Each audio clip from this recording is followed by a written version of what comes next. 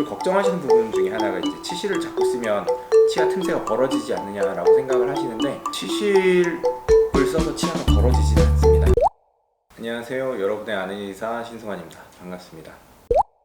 오늘은 그 치실 사용에 대해서 한번 말씀을 드리려고 하는데요. 꼭 써야 되느냐, 나는 이제 양치 열심히 하는데 왜 이런 걸 또 쓰라고 하느냐, 이렇게 궁금해 하시는 분들이 많고요. 또 이제 쓰기를 꺼려 하시는 이유 중에 하나가, 이제 치실을 사용하면 자꾸 치아 틈새에 들어가서 이게 치아를 벌리는 게 아닌가, 이렇게 걱정하시는 분들도 있으신데, 거기에 대해서 이제 제가 그 이유랑 방법들을 좀 설명을 해드리려고 해요.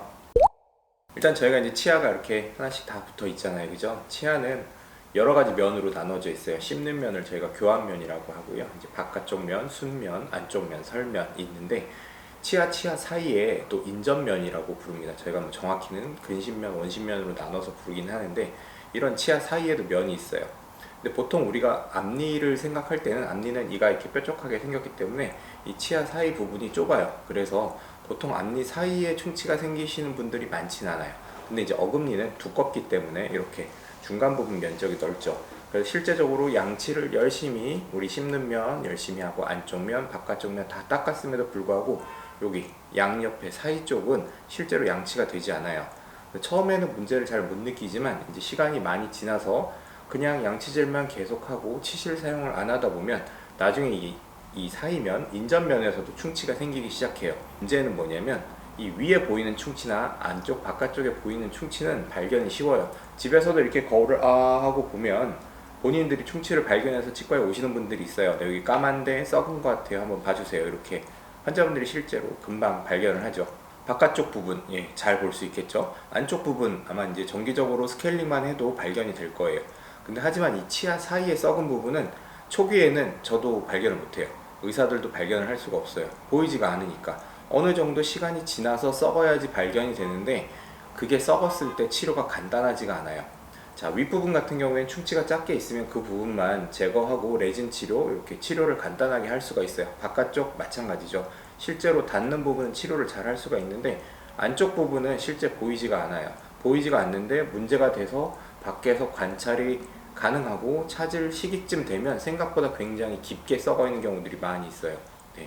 그러면 어쩔 수 없이 이 옆부분을 들어가기 위해서 윗부분부터 이렇게 파고 들어와야 돼요. 그래서 충치를 치료함에 있어서 치아를 삭제하는 경우들이 많아지고, 대부분 좀 증상이 나타난 다음에 오시는 경우가 많아요. 시려요, 아파요, 뭐 이런 증상이 나타나서 오시면 때우는 치료, 충전 치료로 끝나지 않고 대체로 신경 치료하고 이를 씌운다든지 하는 정도로 좀 치료의 수준이 좀 많이 높아지게 되는 거죠.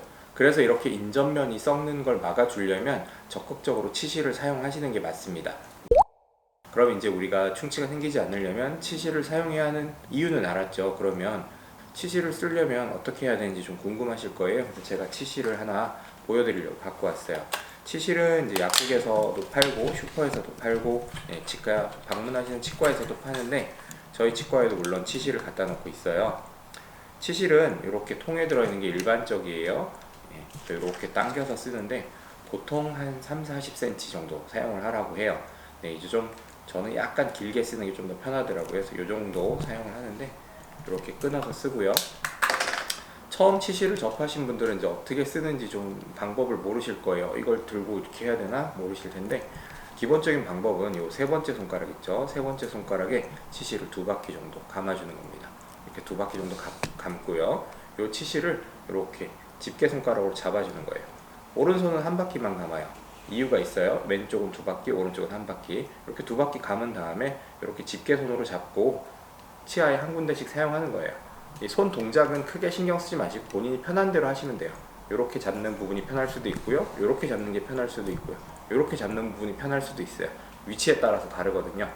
처음에 억지로 넣으려고 하면 치아 사이가 빡빡하고 이렇게 많이 좀 꼭 끼이신 분들, 치아 사이 틈이 없는 분들 잘 안 들어가요. 억지로 쑤셔 넣는 게 아니고 앞뒤로 약간 톱질하듯이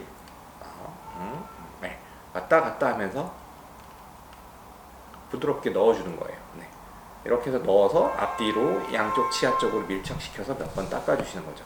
치실을 넣는 깊이는 약간 개운한 정도까지 넣는데, 실제로 잇몸 밑으로 1-2mm 정도 들어가요. 우리 치아는 잇몸에 딱 붙어 있는데 그 붙어있는 폭이 정상적으로 2mm 이상은 원래 치은 열구라고 해서 치아와 밀착돼 있지만 살짝 떨어져 있는 공간이 있어요.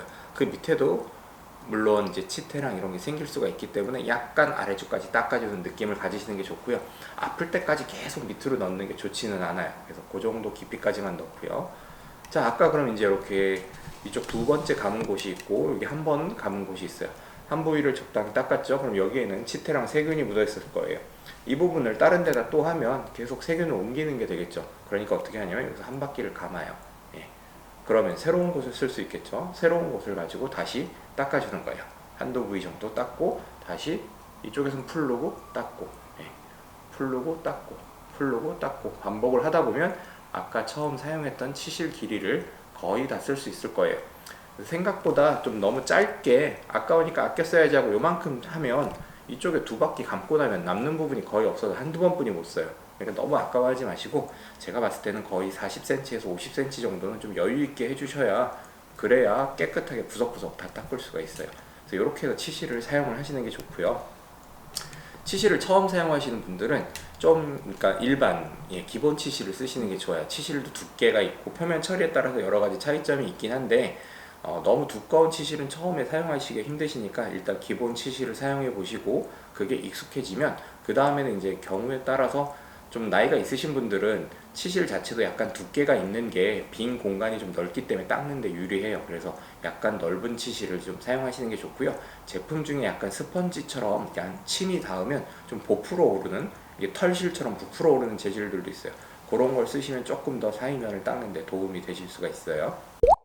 그리고 걱정하시는 부분 중에 하나가 이제 치실을 자꾸 쓰면 치아 틈새가 벌어지지 않느냐라고 생각을 하시는데 치실을 써서 치아가 벌어지지는 않습니다. 왜냐하면 우리 치아의 위치라는 것은 이 입술과 혀, 그 다음에 옆에 치열에 의해서 균형을 이루고 있는 거예요. 그래서 치실만 쓴다고 해서 자꾸 치아가 이렇게 벌어지거나 이러진 않아요. 저희가 실제로 교정을 하려고 하면 고무줄이나 이런 걸 걸어서 상당히 꽤 많은 힘을 줘야 치아가 벌어져요. 치실을 하는 그런 순간적인 힘으로 치아가 움직이진 않아요. 지속적인 힘이 계속 가해져야만 치아가 움직이는 거기 때문에 치실 사용으로 인해서 치아 틈이 벌어질 걱정은 하지 않으셔도 되겠고요. 실제로 치실을 하고 나면 치아 틈이 그런데 벌어져 보이는 느낌이 들어요. 왜냐하면 치아 사이사이에 들어있던 음식 찌꺼기나 치태, 플라그 등이 제거가 되면서 원래 우리에게 있던 공간이지만 안 보였던 거예요. 우리 치아들은 약간 이렇게 생겨 있잖아요, 그죠? 그래서 밑에 틈이 있어요. 그 틈 부분을 치석이랑 치태가 메우고 있다가 치실을 통해서 깨끗이 제거가 되고 나니까 이 틈이 다시 보이는 거예요. 그런 부분 때문에 공간이 보이는 거지 치아가 벌어져서 생기는 공간은 아니라고 안심하셔도 됩니다. 치실을 사용하시다 보면 처음에 이제 피가 나는 느낌이 좀 드실 수 있을 거예요.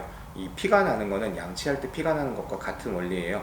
우리가 양치할 때 피가 나는 건 건강한 사람 잇몸에서는 피가 잘 나지 않아요. 하지만 치태가 많이 쌓이고 스케일링을 오랫동안 받지 않아서 치주염 혹은 간단한 치은염, 제가 이제 염이라고 했죠. 염증이 있는 곳은 살이 부풀어 올라요. 혈관 증식도 많아지고 가벼운 자극에도 미세한 모세혈관들이 터지게 돼요. 그래서 양치질을 좀 세게 한다든지 아니면 치실을 좀 했을 때 피가 나는 건 내 잇몸에 치은염 혹은 치주염이 있구나 라고 생각을 하시는 게 맞아요. 그래서 그런 경우에는 계속 피가 날 때까지 양치질을 하시는 게 아니라 치과에 오셔서 스케일링이나 적절한 잇몸 치료를 먼저 한번 받고 난 이후에 건강한 잇몸을 만들어주고 그 다음에 양치질을 하시면 피가 훨씬 전보다 덜 나으실 거예요.